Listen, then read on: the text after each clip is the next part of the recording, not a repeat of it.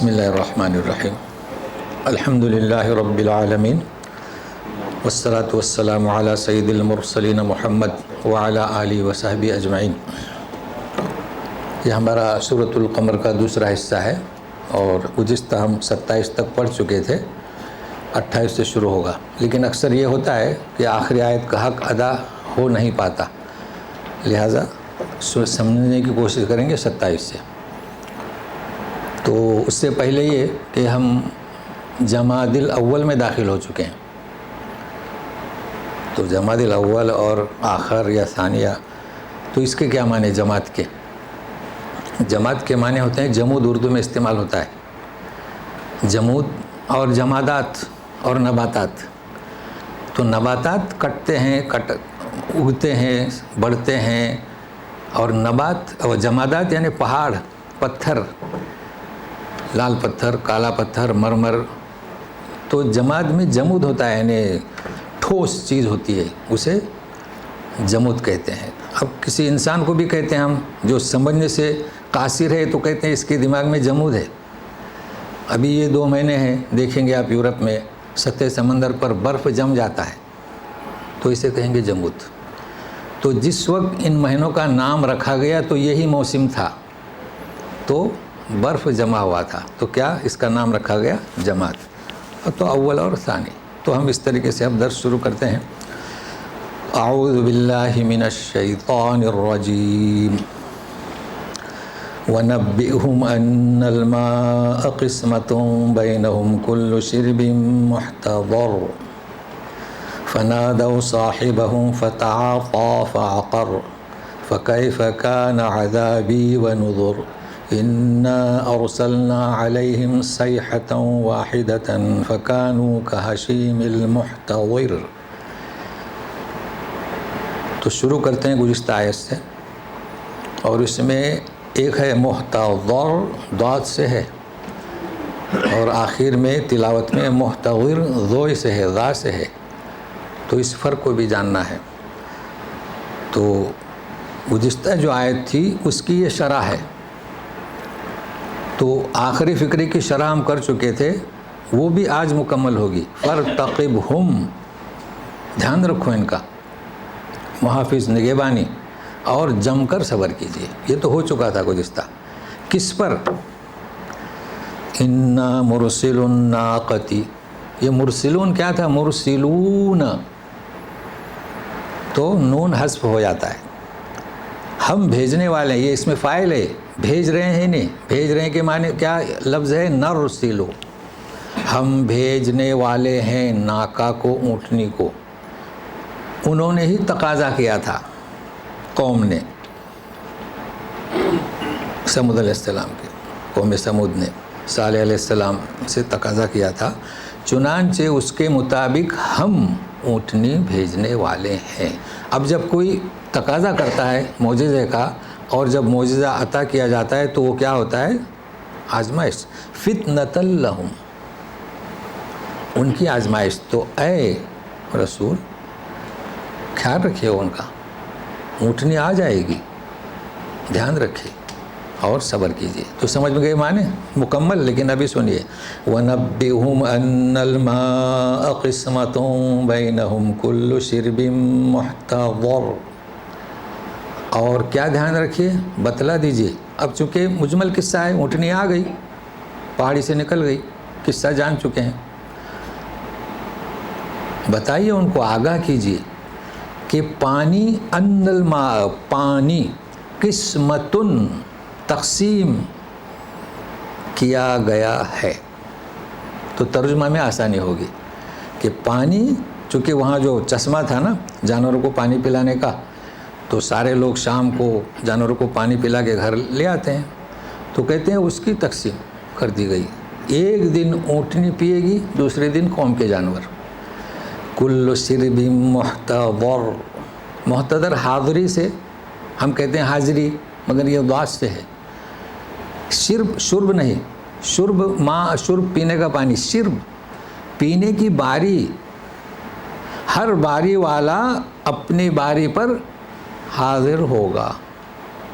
اونٹنی اپنی باری پر آئے گی، وہ پورا پانی پی جاتی تھی، کچھ باقی نہیں رہتا تھا۔ اب سنیے، خیال رکھیے ان کا کیا، فَارْتَقِبْهُمْ فَنَادَوْا صَاحِبَهُمْ فَتَعَاطَىٰ فَعَقَرَ۔ انہوں نے بلایا اپنا ایک آدمی، صاحب ہمیشہ جو رہتا ہے ساتھ میں، تعاطا عطا سے نہیں، تا ہے، ایک آدمی کو بلایا تو اس نے ذمہ داری اٹھا لی، بار اٹھایا، فعقر، عقر کہتے ہیں اونٹ کے ٹانگوں کو کاٹنا، تو ترجمہ ملے گا کونچے کاٹ دی۔ اونٹنی آ گئی، گھومتی تھی اطمینان سے، کوئی اسے تکلیف نہ دے، مگر یہ تو منکرین تھے ہی نا۔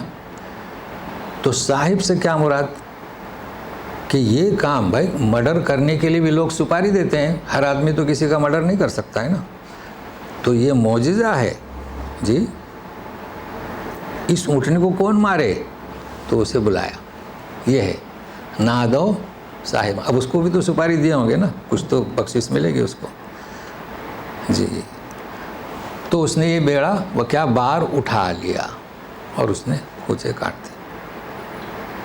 اب کیا ہوا، عذاب، فَكَيْفَ كَانَ عَذَابِي وَنُذُرْ، کیا رہا میرا کیسا ڈراوا رہا اور کیسا عذاب۔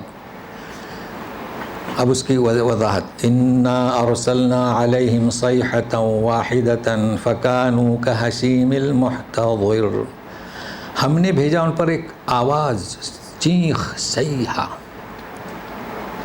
گزشتہ ہم کیا پڑھ چکے ہیں، ریحن سرسرا،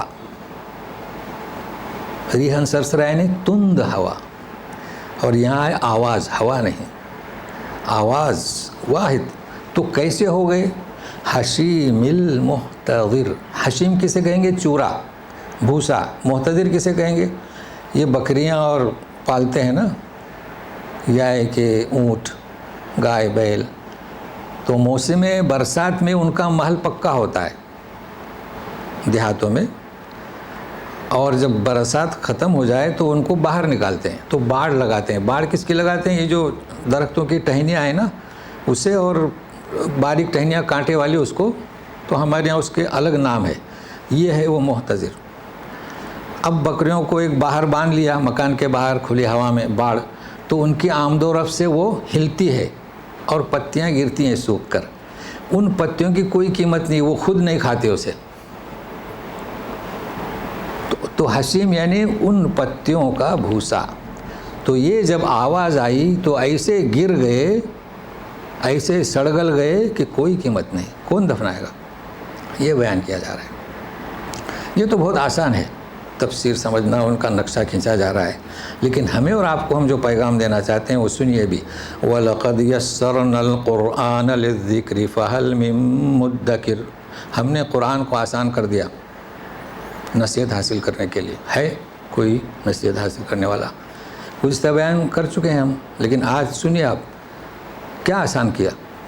اگر کوئی پڑھنا چاہتا ہے تو پڑھ سکتا ہے، اگر کوئی یاد کرنا چاہے تو کر سکتا ہے۔ دیکھیے بلوغت پر اس کی جسمانی کیفیت پختہ ہوتی ہے، 40 پر عقلی کیفیت، لیکن بلوغت سے پہلے 9 سال میں بھی بچہ حفظ کر لیتا ہے۔ آسان کر دیا کہ نہیں؟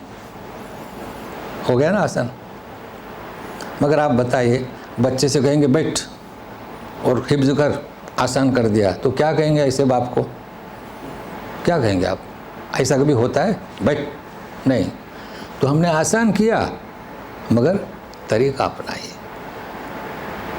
جائیے کسی مولوی کو لائیے، مگر یہاں جو ہم آپ کو بتلانا چاہتے ہیں غور سے سنیے گا۔ یہ کیا حالت ہو گئی، حرم میں پڑھتے ہیں، سدس پڑھتے ہیں ماشاءاللہ، غیر المغضوب علیہم ولا الضالین، اب جب ہم وہاں ہمارے یہاں جاتے ہیں تو پھیکی ولا الضالین۔ اب دیکھیے اوپر کیا ہے، محتضر ہے نا 28 نمبر، 31 پر کیا ہے، محتضر، دونوں کے معنی میں فرق ہے، ضاد حاضری اور ضا سے باڑ، ہے نا فرق۔ اب آپ بتائیے کہ وَلَضَّالِّينَ، اگر آپ اس کو ضا سے پڑھیں، لیکن ضا سے کون پڑھتے ہیں جاتے ہیں؟ صرف قرہ، وَلَضَّالِّينَ قرہ پڑھتے ہیں زوئی سے، اور جو تجوید نہیں پڑھے ولا ضالین، آپ دیکھیے کسی بچے سے پڑھوا دیجیے، کیونکہ اسے تو شعور ہی نہیں ہے۔ ایسا کیوں؟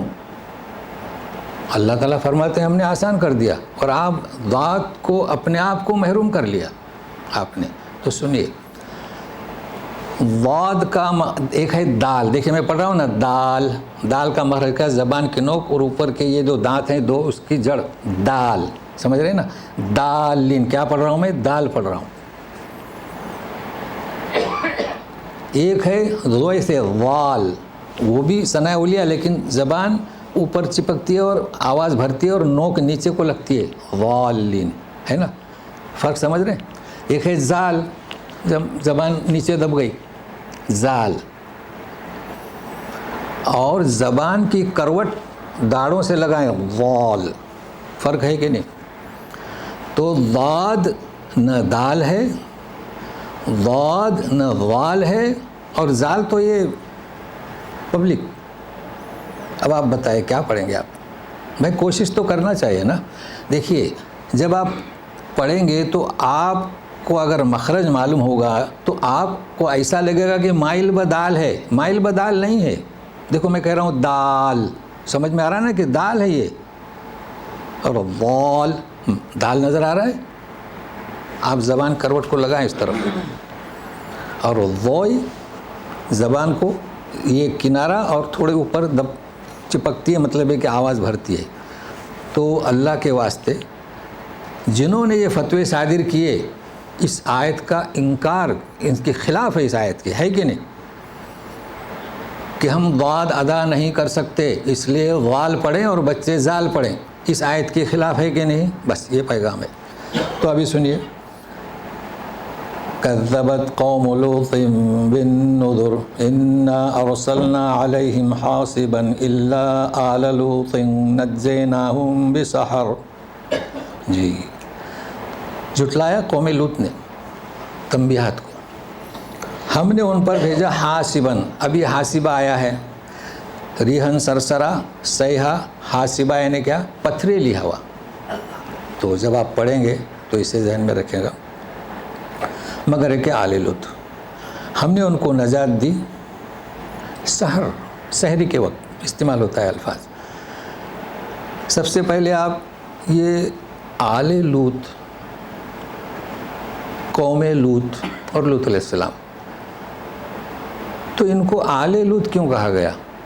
سبھی جانتے ہوں گے، آپ نے پڑھے ہوں گے تاریخ، کہ ابراہیم علیہ السلام جب ہجرت کر کے گئے تھے عراق سے تو کون تھی ساتھ میں؟ امزاد، چچا زاد بھائی جسے ہم کہتے ہیں، اور آپ کی بیوی پہلی سارا، بس۔ تو یہ گئے اور پھر صدوم بستی میں بھیجا لوط علیہ السلام کو، تو ان کو قوم لوط کیوں کہا گیا؟ دیکھیے عیسیٰ ابن مریم کو قوم بنی اسرائیل نہیں کہا گیا، وہ کبھی نہیں کہتے یا قومی، تو یہ کیوں کہا گیا؟ تو یہ اس مناسبت سے، چونکہ اس بستی میں کہ یہ ذمہ دار تھے، تو ذمہ دار اور وہیں جا کر بس گئے تھے، تو اس حساب سے ان کو قوم لوط کہا گیا۔ باقی ایک کوئی اعتراض کر سکتا ہے نا، تو ایسا نہیں ہے، اور وہ آل لوط ہو گئے، آل لوط کہیے قوم لوط کہیے، اور ان کا قصہ بھی آپ جان چکے ہیں۔ مگر میں آپ کو ایک چیز آج بتاتا ہوں کہ یہ سحر جو ہے نا، سحر 3 معنوں میں استعمال ہوتا ہے۔ ایک تو سحری ہے نا، اور ایک تو سورہ طٰہٰ میں جائے متعدد آیات ہیں، جب انہوں نے رسیاں اور لاٹھیاں ڈالی تو یخیل الیہ انہم، یخیل الیہ بسحرہم انہا تسعی، تو سحر جادو کے لیے بھی استعمال ہوتا ہے، کہ جادو کی بنیاد پر انہیں موسیٰ علیہ السلام کو ایسا محسوس ہوا کہ وہ بھی سانپ بن کر رینگنے لگی، ٹھیک ہے نا۔ تو جادو آپ جانتے ہیں تخیل ہے، تو اس کے لیے بھی سحر اور سحر، اور صبح جو ہم سحری کا وقت ہے وہ بھی سحر، اور لڑکا اور لڑکی کا نام بھی سحر۔ یہ اور بات ہے کہ ہمارے یہاں لڑکیوں کا نام رکھتے ہیں سحر، لیکن اور لوگ بچوں کا بھی رکھتے ہیں، یہ تو فرق ہے۔ ہمارے یہاں ممتاز لڑکی کا بھی، لڑکے کا بھی، قدیر یہاں پر لڑکی کا، ہمارے یہاں لڑکے کا، اس سے بحث نہیں، لیکن سمجھانا یہ ہے کہ سحر کسے کہیں گے؟ سحری کا وقت، سحر یعنی جادو، سحر یعنی بچوں کے نام، فرق کیا؟ معنی ایک ہی۔ ہم فجر سے پہلے کا جو وقت ہے نا، فجر کی نماز پڑھتے ہیں نا، اِلَىٰ غَسَقِ اللَّيْلِ قُرْآنَ الْفَجْرِ، تو ہم کون سی نماز پڑھتے ہیں؟ فجر کی. تو فجر کی نماز سے پہلے کون سا وقت ہے؟ سحری کا. اس سحری کے وقت اب کچھ لوگ کہتے ہیں رات کا آخری، اگر ہم کہیں کہ فجر کا پہلا، ایک ہی بات ہے نا. تو کیا مطلب سحر کا؟ اور جادو بھی سحر، اور بچے کا نام بھی سحر. جانتے ہیں سحر کے معنی کیا؟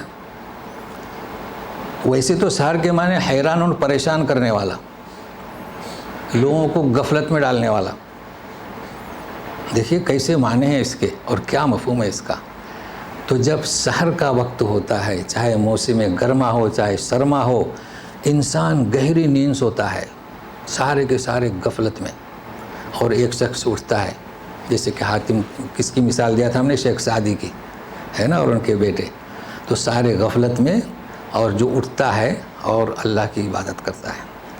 تو کیوں اس کا نام سحر؟ کہ جہاں سحر ہوا اس نے لوگوں کو غفلت کی نیند سلا دیا. یہ ہے اس کے معنی سحر.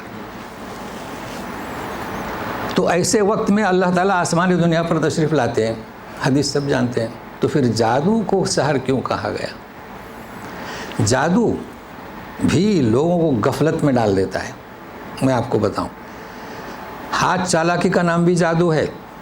نظر آنکھ لگے وہ بھی جادو ہے. یعنی آنکھ کیا، اس کو آنکھ لگنا ہی کہتے ہیں نا، یعنی نظر لگنا. جی اس کو آنکھ لگے نہیں کہتے ہیں. آنکھ لگا یعنی سونا، نظر لگ جائے، جی وہ بھی جادو ہے، وہ بھی سحر ہے. اب وہ کیسے؟ سنیے گا.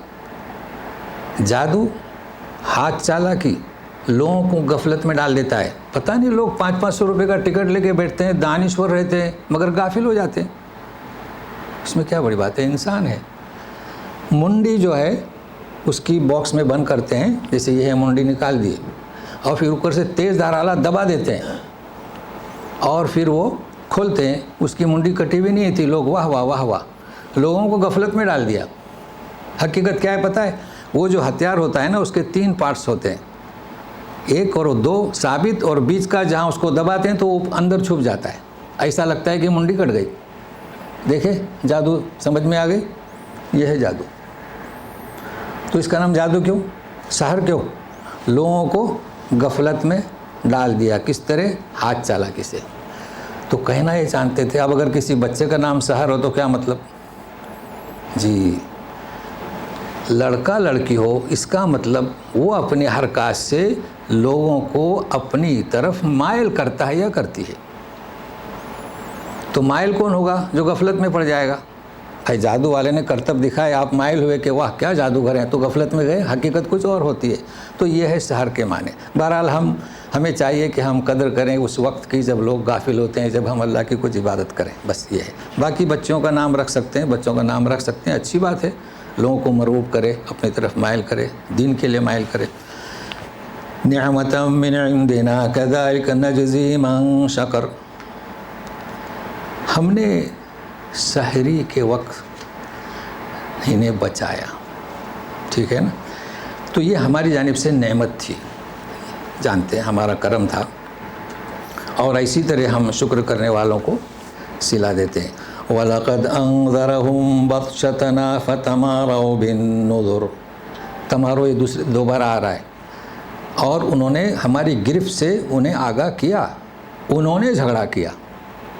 شک، جھوٹ، اس سے بھی بڑھ کر. کس سے؟ بالنذر. دیکھو اٹھنے کے بارے میں بھی جھگڑا کیا نا، تنبیہات سے، آگاہی سے. وَلَقَدْ رَاوَدُوهُ عَنْ ضَيْفِهِ فَطَمَسْنَا أَعْيُنَهُمْ فَذُوقُوا عَذَابِي وَنُذُرِ. راودت زلیخا کے بارے میں بھی آ چکا ہے، پھسلایا. وَلَقَدْ رَاوَدُوهُ، پھسلایا اس قوم نے، کس کو؟ لوط علیہ السلام کو. عَنْ ضَيْفِهِ، اپنے مہمانوں کی حفاظت کرنے سے. دیکھیں ترجمہ کیسا ڈیفیکلٹ ہے.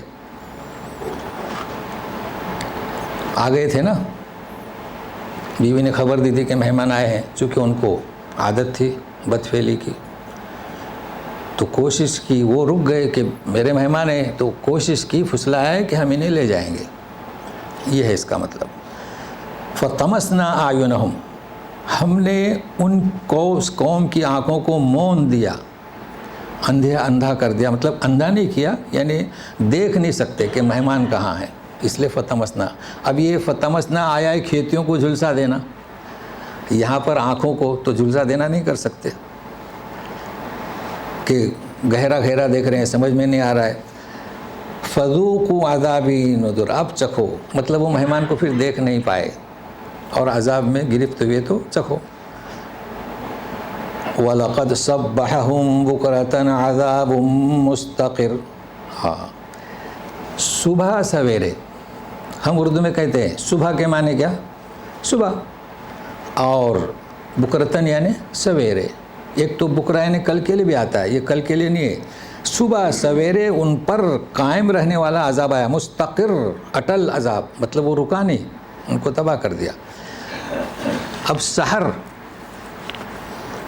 اور صبح اور سویرے, فجر کی نماز پڑھتے ہیں ہم, ٹھیک ہے نا, کیا نیت کرتے پتہ نہیں, صبح کی کہ فجر کی, یہ تو آپ ہی جانیں. فجر سحر کے بعد, فجر کے بعد صبح ہوتی ہے, تو صبح سویرے کسے کہیں گے؟ یہاں پر جو نماز ہوتی ہے عیدین کی, اگر 7 بجے اشراق ہے تو 7:15 بجے جماعت کھڑی ہوتی ہے, یا خطبہ جو بھی, اسے کہتے ہیں صبح سویرے. ہمارے یہاں 8:30, 8 سے پہلے عید کی نمازیں نہیں ہوتی ہے نا, تو صبح سویرے. تو دیکھیے سحر, صبح, پھر سویرے, فرق ہے.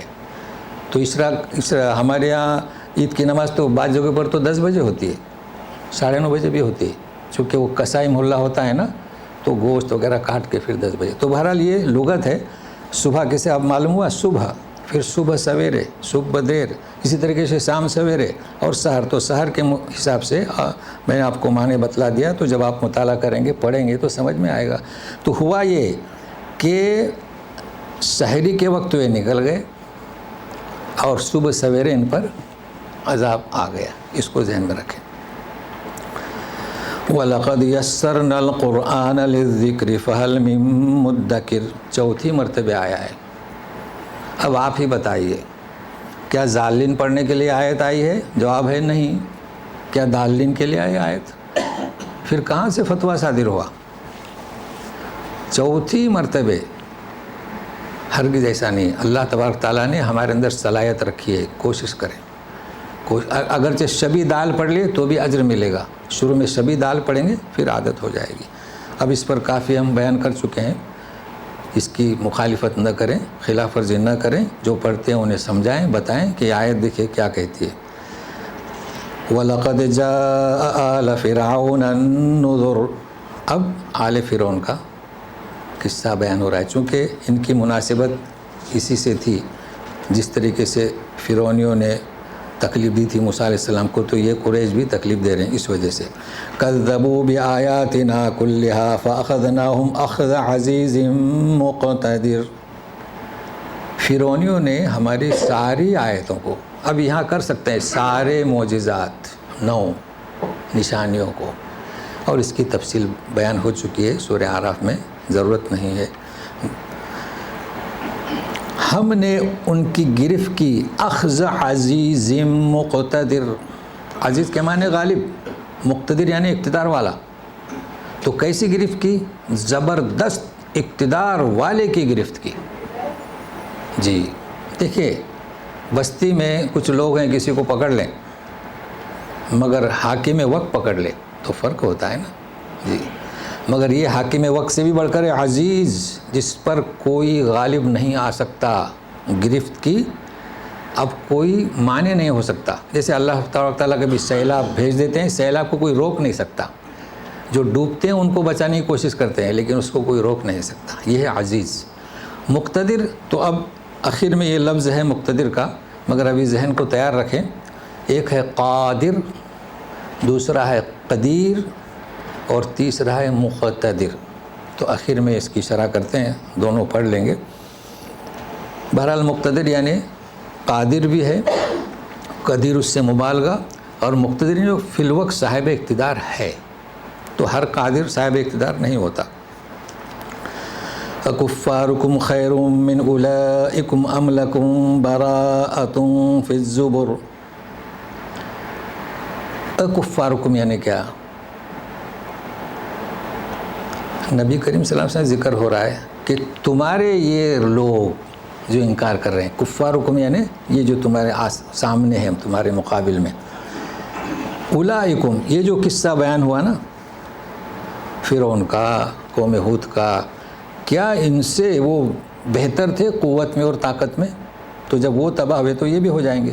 یا ان کے لیے کوئی برات لکھی ہوئی ہے زبر فی الزبر، یہ 2 دفعہ آئے گا لفظ، تو قرآن شریف میں زبر بھی ہے اور زبر بھی ہے۔ وَلَقَدْ آتَيْنَا دَاوُودَ زَبُورًا، اس کی جمع زبر، تو زبور صحیفہ، تو داؤد علیہ السلام کو کیا دیا گیا تھا؟ زبور، اور یہ چند صحیفے مل کر زبر۔ تو اب اس کا ترجمہ کیا کیا لوگوں نے کہ کیا برات ہے ان کے لیے آسمانی صحیفوں میں؟ بالکل ترجمہ صحیح ہے، آسمانی کتابوں میں بھی کر سکتے ہیں، اس لیے کہ تورات بھی پہلے تختی ملی، پھر صحیفے، اور مل کر کیا ہو گیا ان ھذا لفی الصحف الاولی صحف ابراہیم و موسیٰ۔ جی، تو اس کو فرق ذہن میں رکھیں کہ زبور اور زبور، دیکھیں زبور جیسے رسول اور رسول جیسے زبور، تو یہ لغت کو ذہن میں رکھے گا۔ ام یقولون نحن جمیع منتصر، یا ہے کہ کہتے ہیں کہ جمیع یعنی جتھا، منتصر نصر خود کی مدد کرنا، یعنی ہم اپنا بچاؤ کر لیں گے۔ وہ یوں کہہ رہے ہیں کہ ہمارا جتھا ہے، ہم اپنی حفاظت کر لیں گے۔ اب اس آیت کو غور سے سنیے، سیہزم الجمع ویولون الدبر، یہ ان کی جو جمعیت ہے نا، جتھا، شکست دی جائے گی اور پیٹھ پھیر کر بھاگیں گے۔ کیا مطلب اس کا؟ دیکھیے یہ سورج جب آپ شروع کریں گے نا تو سارے مفسرین نے لکھا ہے، اس آیت کو ذہن میں رکھے گا کہ شق القمر کا واقعہ کب پیش آیا، یہ صورت کب نازل ہوئی، تو کہتے ہیں کہ ہجرت سے 5 سال پہلے۔ کیا لکھتے ہیں وہ اس آیت کی بنیاد پر؟ بھائی یوں بھی تو لکھ سکتے تھے نا کہ مکے کی زندگی میں 6 سال، آپ کے 3 ادوار ہیں، ادوار یعنی زمانے، 40 سال تک، پھر 40 سال کے بعد مکی زندگی 10 سال کی، پھر مدنی، 3 دور ہوئے نا، وہ دور کی جمع ادوار۔ جی، مگر وہ ایسا کیوں لکھتے ہیں؟ اب اس میں انسان کنفیوز ہو جاتا ہے، اگر اسے یاد نہیں رہا تو یوں کہے گا کہ مدینہ میں 5 سال کے بعد، تو مطلب تو الٹا ہو جائے گا۔ یہ سورہ مکی ہے تو اس کو ذہن میں رکھے، یہ آیت پیشن گوئی ہے، پیشن گوئی سمجھتے نا، یعنی آئندہ کی خبر، ہجرت کے بعد کی، اس وجہ سے لکھتے ہیں، وہ ہجرت کا لفظ ضرور لکھتے ہیں، یعنی مفسر جب لکھتا ہے تو کوئی نہ کوئی وجہ ہوتی ہے، بس ہم غور کریں کہ ایسا کیوں، اس میں غلطی ہو سکتی ہے بیان کرنے والے سے۔ اصل میں مکہ میں 5 سال کے بعد، تو ہجرت سے 5 سال پہلے۔ تو سنیے گا، تمام صحابہ، سعد بن ابی وقاص رضی اللہ تعالیٰ عنہ، عمر بن خطاب، سعد بن ابی وقاص تو عین جنگ بدر میں کہہ دیا کہ جس وقت نبی کریم صلی اللہ علیہ وسلم دعا میں مصروف تھے، جس وقت قریش پیچھے بھاگ رہے تھے، وہ کہتے تھے کہ یہ آیت پڑھتے تھے کہ یہ اس قصے کی مصداق ہے، سمجھتے ہیں نا مصداق، دیکھو ہے، بھاگے، انہیں بڑا ناز تھا نا جمعیت پر، تو کیسے مفسرین کس طریقے سے احادیث کو جمع کر کے اس کی تفسیر کو واضح کرتے ہیں۔ اب اگر یہ قصہ اگر پس منظر ہم نہ جانیں تو سمجھ میں نہیں آئے گی بات۔ یہ ہے نحن جمیع منتصر سیہزم الجمع ویولون الدبر۔ ابھی اور سنتے رہیے گا، بل الساعۃ موعدہم والساعۃ ادہیٰ وامر۔ اب یہاں الفاظ کو یاد کیجیے گا، بہت آسان ہے یہ الفاظ۔ دیکھیے بل آ گئے، بل آئے نا، مطلب یہ کہ ان کے جتھے کو شکست ہوئی جس پر ناز تھا اور بھاگے، مگر اسی پر اکتفا نہیں، ابھی اور سنیے، بل کیا نا متوجہ بل نے دوسری طرف، کیا؟ قیامت، وہ گھڑی وہ پل ان کا موعد ہے، جی، ان کی جو معین مدت ہے جو انہیں سزا دی جائے گی وہ ہے۔ ہاں، یہ بھی اسی پر بس نہیں ہوا، قیامت کے دن بھی انہیں سزا ملے گی، موعدہم۔ اچھا، والساعۃ، اور قیامت کی گھڑی، ادہیٰ و امر۔ یہ ادھا کو سمجھے، ادھا کو اردو میں بھی بولتے ہیں، اور عربی میں بھی. پہلے عربی کو سمجھے. تو اس کا ترجمہ کیا ہے؟ ادھا کا اور امر کا. دیکھو امر آسان ہے, یہ امر مر سے ہے. مر کے معنی کیا؟ کڑوا, تو تلخ. ادھا دیکھیے آپ نے کبھی سنے ہوں گے جی؟ نہیں وہ نہیں, وہ ذات سے ہے جی. یہ اگر آپ عربوں کی باتیں سنتے ہوں گے نا, جیسے کہ کوئی شخص نے خبر دی اور وہ اس سے نفرت کرتا ہے, پھر داہیہ کبھی سنے؟ ہاں یہ داہیہ. اردو میں کیا کہتے ہیں؟ ارے ستیاناش ہو جائے اس کا. یہ ہے ادھا. عربی میں بھی بولا جاتا ہے, اردو میں بھی بولا جاتا ہے. یہ قرآنی لفظ ہے, ہمیں خبر نہیں جی. اب یہ قرآن میں کیا کہیں گے؟ دیکھیے اب ہم اور آپ نہیں کہیں گے کسی کو ادھا. کیوں؟ تو اللہ تعالیٰ نے کس کے لیے استعمال کیا ہے؟ بل ان مجرمین کے لیے ادھا. تو اگر آپ عربی میں گفتگو کرتے ہو تو آپ کبھی نہ کہیں فی الداہیہ. جیسے ہم نے اس کے پہلے بھی کہا تھا کہ اللہ تعالیٰ فرماتے ہیں کمثل الحمار یحمل اسفارا, گدھے جیسے. مگر لوگ کسی کو کہتے ہیں گدھا. بھائی گدھا کیوں کہیں؟ وہ تو انسان ہے, اللہ نے پیدا کیا. تو کہیں کہ یار گدھے جیسے ہو تو کہہ سکتے ہو, ٹھیک ہے. مطلب کہنا نہیں چاہے, وہ تو اللہ تعالیٰ نے یہودیوں کے لیے مثال دی ہے. تو ستیہ ناس, اب یہاں ترجمہ کیا کیا گیا ہے؟ اور قیامت کے دن ان کی تباہی. اب آپ بتاؤ, کسی کو ہم کہیں گے داہیہ؟ کسی کو کہیں گے ستیہ ناس؟ اردو میں سنے ہوں گے نا آپ نے جی. اور امر یعنی تلخ. تو بل نے کیا کر دیا؟ بل کا گرامر آپ کو سمجھ میں آیا کہ جنگ بدر کی تو پیشن گوئی دی گئی, یہ تو لشکر چھوڑ کر بھاگے. مگر نہیں, اتنا ہی نہیں, اور سنیے, بل الساعۃ موعدہم, ہاں روبرو ہوں گے اللہ کے. وہ ان کا موعد ہے, ٹائم ہے, وقت ہے, اور اس وقت ان کی تباہی اور تلخ. ان المجرمین فی ضلال وسعر, مجرمین تو گمراہی میں بھٹکے ہوئے اور سعر. تو آپ سنیے گا, یہ 2 بار آیت ہے, گزشتہ بھی ہو چکا ہے. انا اذا لفی ضلال وسعر. سعر کسے کہتے ہیں؟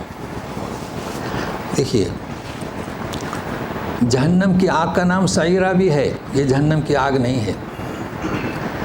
جہنم کی آگ کا نام جہیم بھی ہے, نار بھی ہے, حطمہ بھی ہے, اور کیا ہے, اور کئی نام ہیں جی. تو کبھی کبھی ایسا ہوتا ہے کہ سور کو بھی آگ کا ترجمہ نہیں ہونا چاہیے. سور کیا ہے؟ یہ دلالت کے ساتھ آتا ہے. تو دلالت کے ساتھ جب سور آئے گا تو اس کے معنی کیا؟ نادانی, حماقت, جہالت.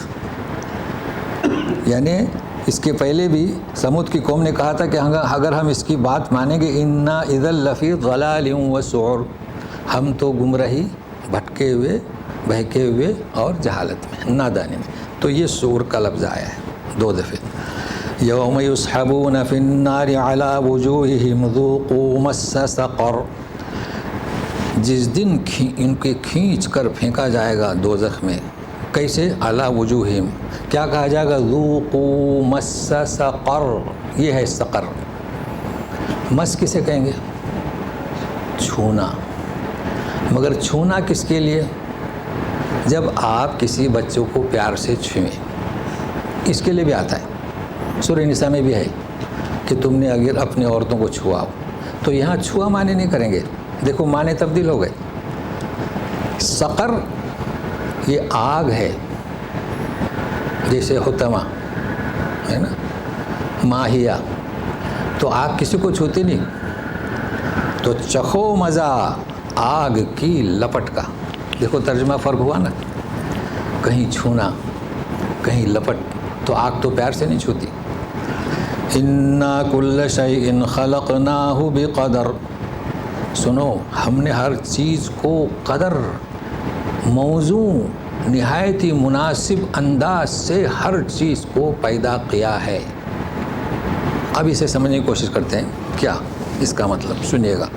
دیکھیں ہر چیز کو, چاہے انسان ہو, چاہے جمادات ہوں, چاہے چرند ہو, پرند ہو, نباتات ہوں. آپ لوگوں کو کیسے سمجھائیں گے بتائیے بھائی کیسے؟ دیکھیے مرغی کی چونچ دیکھیے, اور ہمارے کہتے ہیں بگلا, اس کی چونچ دیکھیے. بگلا مچھلی کے سوا کچھ کھاتا ہی نہیں. اب اس کو ایسی چونچ دی ہے, وہ شکار کرتا ہے ندی کنارے مچھلیوں کا, اس کو ویسی چونچ دی گئی. مرغی دانہ چگتی ہے اس کو ویسے ہی چونچ دی گئی ہے مناسب. مگر یہی نہیں، اور بھی سنیے. مچھلیاں، جب مچھلیاں پکڑنے کے لیے لانچ جاتی ہے تو پوری لانچ بھر جاتی ہے چھوٹی چھوٹی مچھلیوں سے. 2-3 بڑی مچھلیاں ملتی ہیں بس، تو کہنا پڑتا ہے بھائی میرے لیے ایک بڑی مچھلی لے آنا. اللہ ہزاروں لانچ بھر جاتی ہے، کبھی بومبل تو بومبل، کبھی کانٹ تو کانٹ، جو نام ہے نا اس کے. ایسا کیوں؟ انا کیا کل شیء خلقناہ بقدر. گول کا گول، جھن کا جھن، ایک ہی قسم کی مچھلی لاکھوں روپے میں بکتی ہے. اس کی وجہ یہ ہے کہ بڑی مچھلیاں ان کی غذا ہے چھوٹی مچھلیاں، ہے نا، اور چھوٹی مچھلیاں غذا ہے کس کی؟ انسانوں کی. تو چھوٹی مچھلیاں اتنی کثیر تعداد میں اللہ تعالیٰ پیدا کرتے ہیں، ان کے انڈے زیادہ ہوتے ہیں کہ مچھلیاں بھی کھائیں اور انسان بھی کھائیں. دیکھیں خلقناہ بقدر. اور اگر تناسب نہیں رکھتے اللہ تبارک تعالیٰ، بڑی مچھلیوں کو زیادہ پیدا کرتے تو گول کا گول کھینچ کے ختم کرتے، انسان محروم رہ جاتا. بتائیے کس کی حکمت ہے یہ؟ انا کل شیء خلقناہ بقدر. اسی طریقے سے یہ 2 مثالیں کافی ہیں، آپ کسی کو مطمئن کر سکتے ہیں.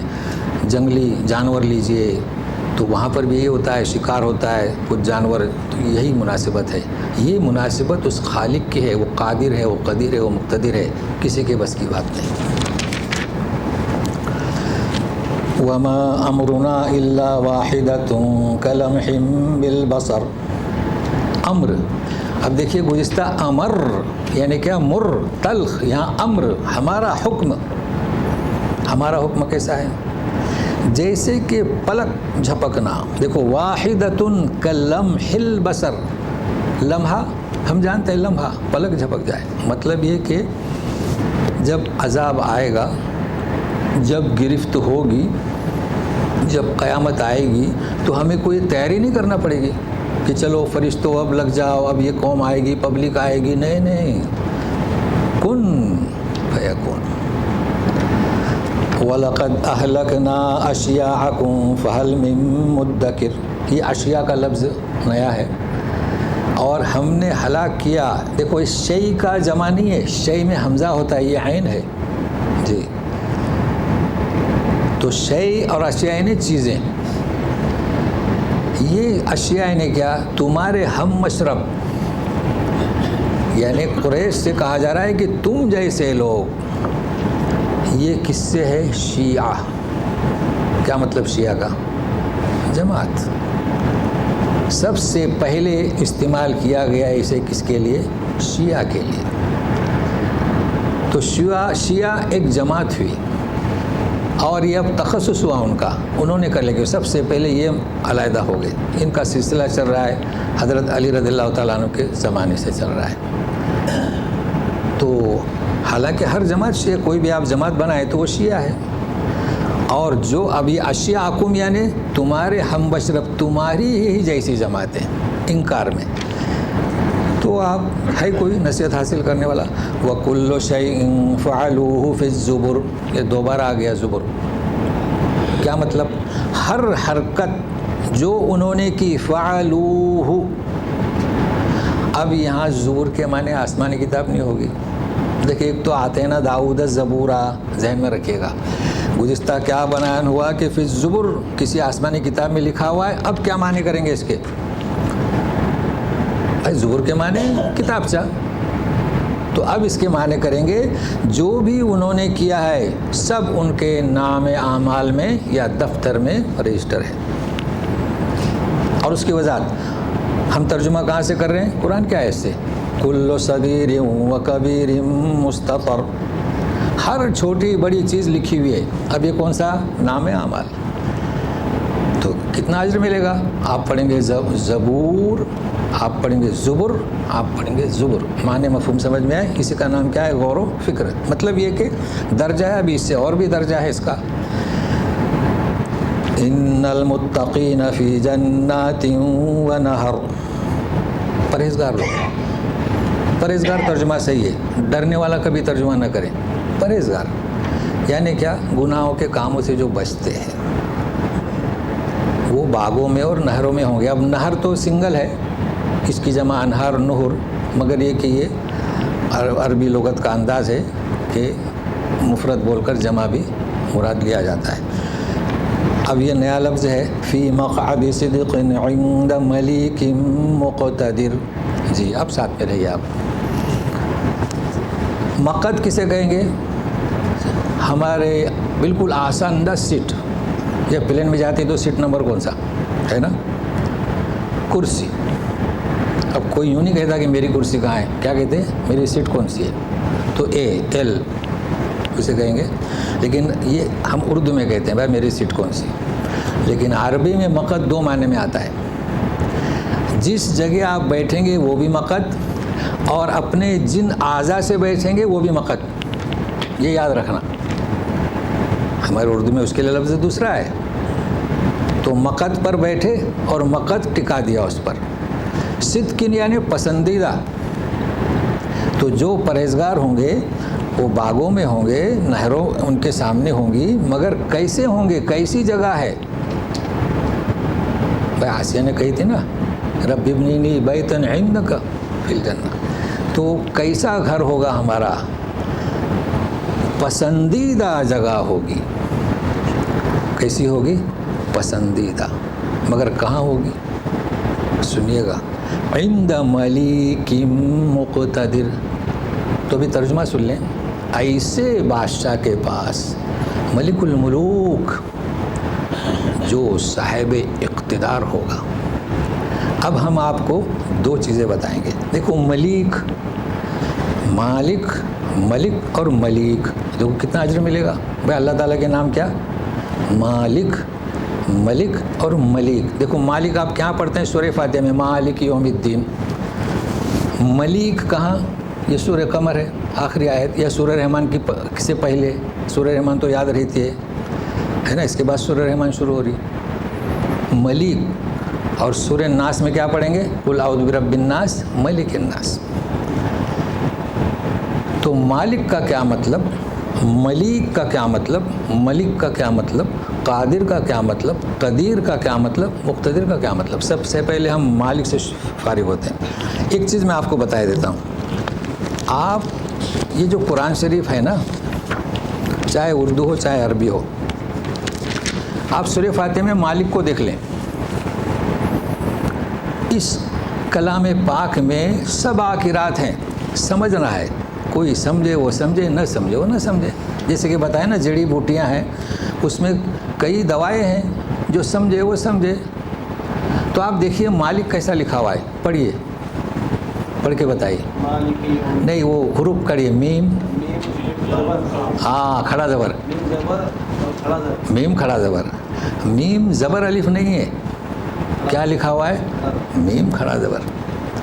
تو جہاں پر میم کھڑا زبر ہو، یا میم نے مطلب ہے کہ کھڑا زبر ہو کسی پر بھی، وہاں 7 قراتیں ہیں. اب جان گئے آپ کیوں؟ اب ناس کو نکالیں، اسی طرح لکھا ہوا ہے، صرف کھڑا زبر کاٹ دیا گیا تو کیا ہو گیا؟ ملک. تو جہاں کھڑا زبر ہے وہاں وہ بتا رہا ہے کہ میرے یہاں پر 7 قراتیں ہیں. آپ جانتے ہیں تو پڑھیں، نہیں جانتے تو جو ہے وہ پڑھ لیں. جب اگر کسی نے پڑھا الرحمن الرحیم ملک یوم الدین، آپ اس کو لقمہ دیں گے؟ نہیں دے سکتے. 7 قراتیں. جی صحیح پڑھتے تھے، ٹوکا نہیں نا کسی نے. جی جی چلیے کسی نے پڑھا کہ مالک الرحمن الرحیم ملک یوم الدین، آپ ٹوکیں گے؟ نہیں ٹوکیں گے. لیکن کسی کو معلوم نہیں ہوگا تو وہ تو ٹوکے گا نا. جی تو 7 قراتیں ہیں. بہت آسان ہے. اللہ تعالیٰ کیا فرماتے ہیں؟ وَلَقَدْ يَسَّرْنَا الْقُرْآنَ لِلذِّكْرِ فَهَلْ مِن مُدَّكِرٍ. مگر جنہوں نے اپنے آنکھوں کے پردے بند کر لیے، کھڑکیاں بند کر لیں اور ظالین ہی پڑھتے ہیں، ان کے لیے آسان نہیں. اس کی وجہ کیا؟ انہوں نے خود بند کر لیا. صحیح ہے نا. اب سنیے مالک کا کیا مطلب. مالک اور ملک میں فرق ہے. بھائی مالک ملکیت سے ہے. کس سے؟ آپ گاڑی لے کر آئے، آپ گاڑی کے مالک ہیں، ہے نا، وہ چاہے کمپنی نے دی ہو لیکن جب تک آپ ہیں آپ اس کے مالک ہیں نا. تو مالک جہاں آ گیا تو مال سے آپ کی ملکیت میں، اور جہاں ملک آیا سلطنت کے مالک ہوئے. دیکھو فرق ہوا. یہ بادشاہ صاحب کو کیا کہیں گے؟ مالک نہیں کہیں گے، کیا کہیں گے؟ ملک. وہ سلطنت کے مالک ہیں، آپ اپنی گاڑی کے مالک ہیں. تو فرق ہوا کہ نہیں؟ ہاں. اب سورہ فاتحہ میں دونوں قراتیں کیوں پڑھ سکتے ہیں؟ دونوں کیا تینوں؟ اس لیے کہ وہ مالک یوم الدین، روز جزا کی ملکیت کیا اور بادشاہت کیسا وہ سکھائے. بھائی کون مالک ہے؟ پیران پیر؟ نہیں. روح اللہ آیت اللہ خمینی؟ نہیں. کون مالک ہے؟ روز جزا کا وہی مالک ہے، اور کوئی مالک نہیں، کوئی نبی، کوئی رسول، کوئی نہیں. مالک یوم الدین. ملک الناس، تمہارا بادشاہ کون ہے؟ وہ. اور ملک اس سے بڑھ کر کوئی بادشاہ نہیں ہے. کوئی اس سے بڑھ کر کوئی بادشاہ نہیں. تو آپ سمجھ گئے. مالک، ملک. ملک بھی ہیں بہت سارے ہیں مگر وہ ملک نہیں ہیں، اور وہ چھوٹے ایک کیا محدود ایریے کے ملک ہیں. وہ اپنے آپ کو ساری دنیا کا ملک نہ سمجھے، ورنہ پھر اللہ کی جانب سے گرفت ہوگی. جی بہرحال ہم اس طرف نہیں جائیں گے، ہم تو لغت کو سمجھنا ہے. قادر تو آپ جان چکے نا تینوں قراتیں. تو اس کو تین نہیں کہیں گے، ہم نے 7 قراتوں کو 3 میں تقسیم کر دیا. کتنی قراتیں ہوئی؟ 7. تو 7 کا مطلب یہ نہیں کہ 7 طریقے سے پڑھا جائے.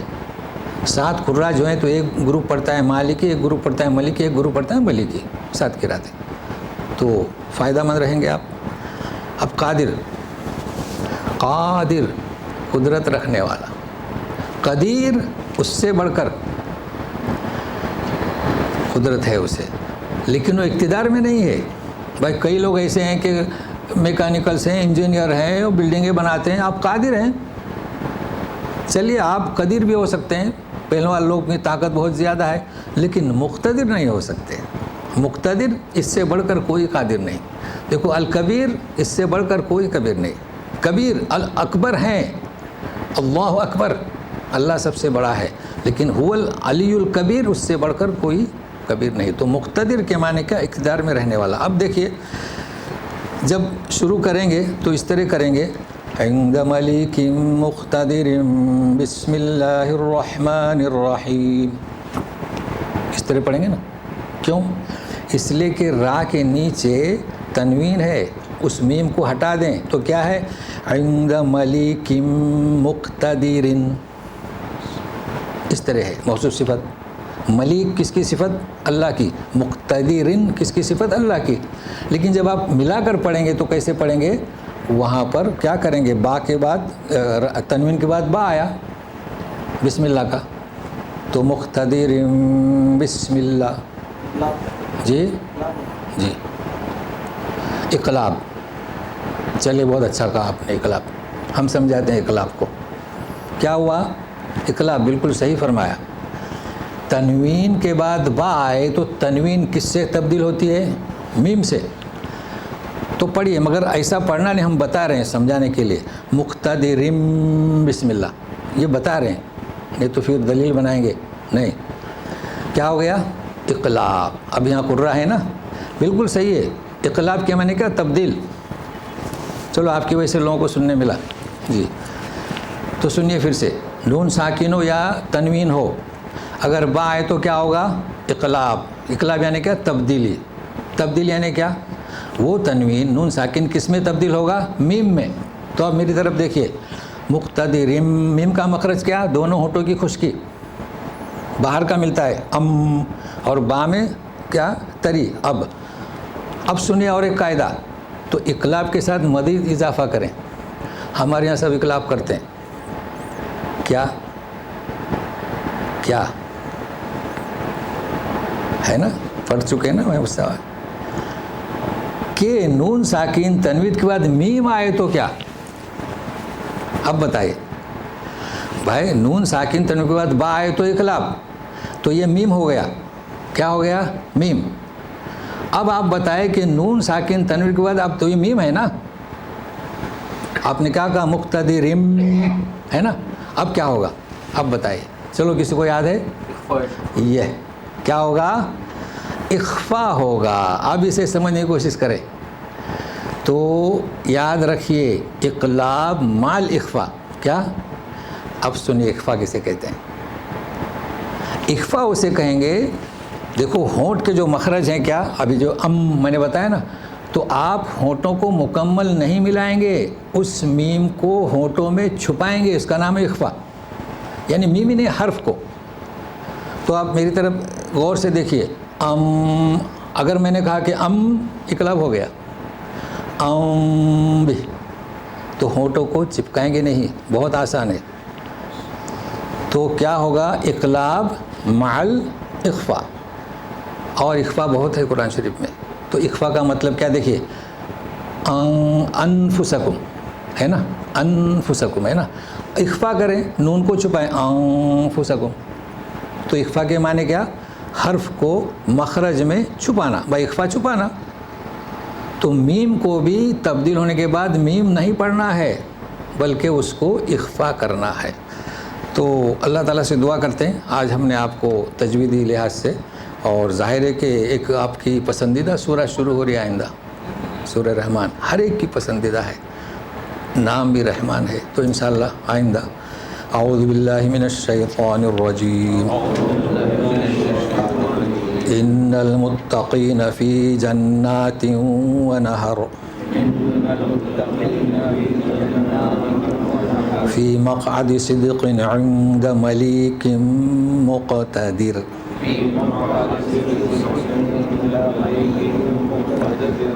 ملیک مقتدر، بسم اللہ الرحمن الرحیم۔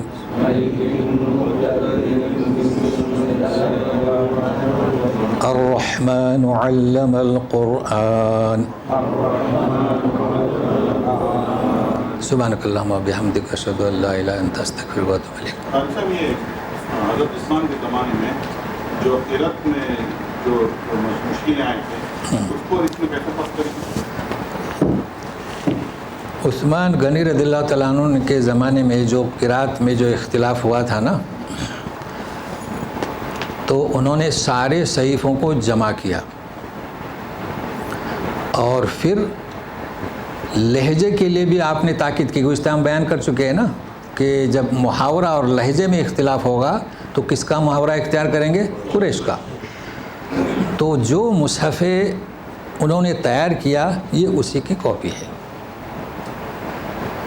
اور اتنا آسان کر دیا۔ سات سے باہر تھا، جی سات جو بتا رہے ہیں جی جی، اس سے باہر تھا قرأت جو نہیں، 7 قرأتوں کو جمع کیا انہوں نے، 7 قرأتیں تو تھی، 7 قرأتوں کو ساتوں، یہ عثمان غنی کے نقشے کا یہ فوٹو ہے، یہ کاپی ہے، تو اسی میں 7 قرأتیں ہیں۔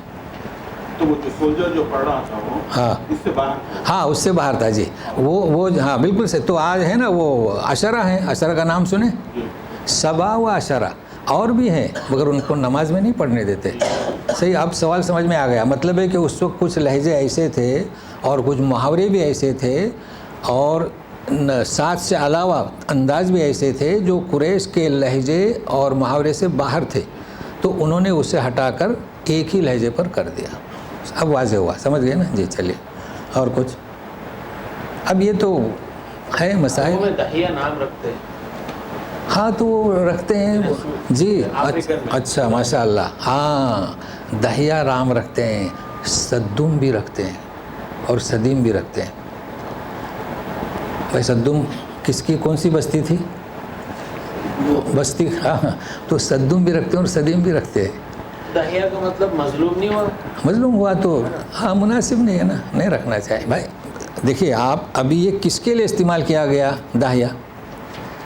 منکرین کے لیے، پھر آپ اپنے بچوں کا نام رکھتے ہیں، یہ سوچنے کی بات ہے۔ اسی طریقے سے صدیم، صدیم اور صدوم کون سی بستی ہے؟ لوگ بڑے شوق سے رکھتے ہیں، اپنیاں بھی ہیں، اپنیاں صدیم ہے لڑکی کا نام، وہ کیوں رکھتے ہیں؟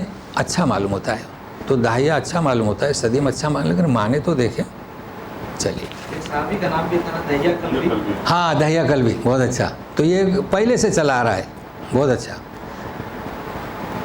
ان کی شکل میں جو ہے جبریل آتے تھے, جی جی. ٹھیک ہے جی. اس کی اسپیلنگ کیا ہے؟